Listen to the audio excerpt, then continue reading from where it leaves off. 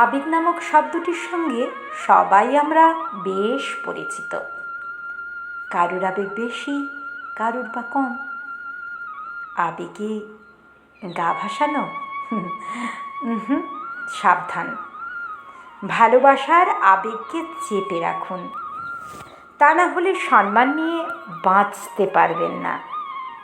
তা সে হোক নিজের স্বামী, সন্তান, অথবা প্রেমিক, প্রেমিকা, কিংবা মানুষ করা কোনো ছেলে মেয়ে, অথবা পাড়া প্রতিবেশী বা নিজের শ্বশুর বাড়ির লোকজন।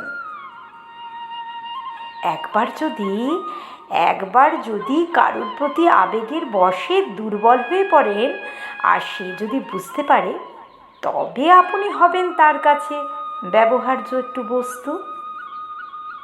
উদাহরণস্বরূপ পাপোশ কিংবা গামছা।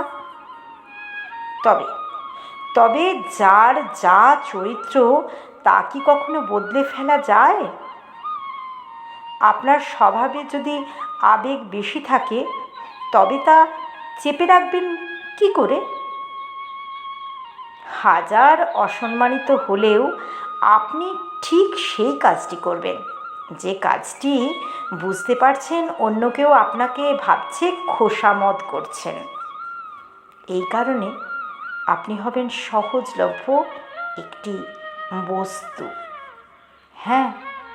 হ্যাঁ, ঠিক একদম বস্তু বলেই পরিচিত হবেন সবার কাছে। তাই আবারও বলছি, আবেগকে চেপে রাখতে শিখুন।